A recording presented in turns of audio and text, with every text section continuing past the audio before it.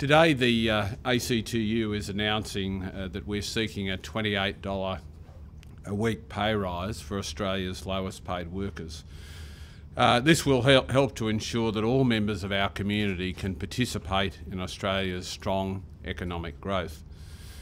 The wage increase is also involving a 4.2% increase at the trades rate and above. So the net effect of that is that most workers who are in receipt of minimum award wages will receive a 4.2% increase.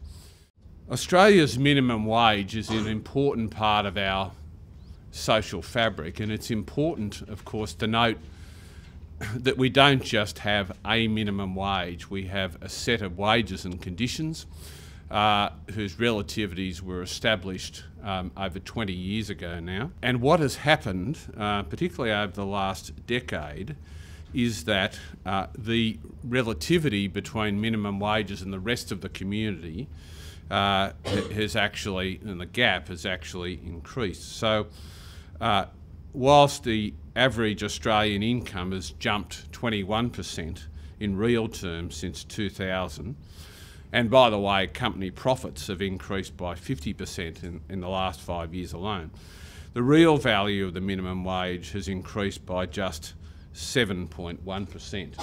And you can see in this graph to my right that effect, so that we have actually a widening gap between average earnings and the level of minimum wages. And it's central to our argument that that gap should actually be addressed and that relationship should be restored. And of course, when you look even more at what's happened to executive salaries, you can see that that level of inequality in our society has increased.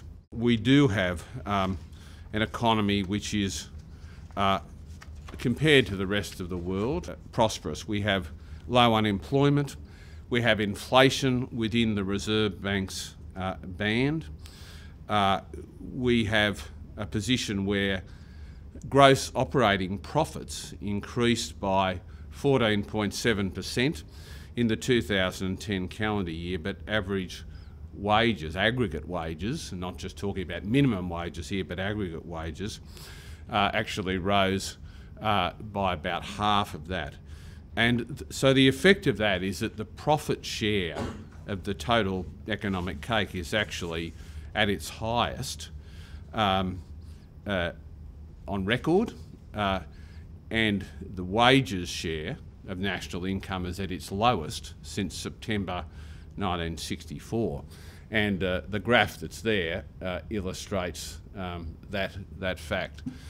So our point is that this claim is modest, it's affordable.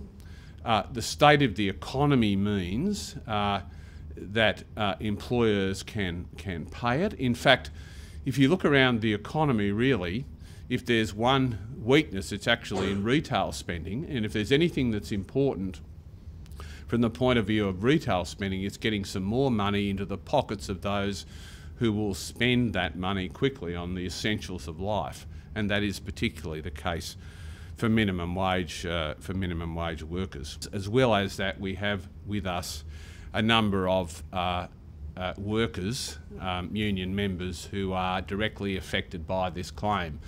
And I think, as well as, of course, the economic argument and all of the issues around the claim, it's very important that the human dimension of this is also portrayed in the community. Because if there's one thing that's actually marks out Australia as being a different country to some other countries, it's our industrial relations system, which has been, over our history, been able to deliver that measure of protection, that measure of equality through the award system, both in terms of wages and conditions of employment.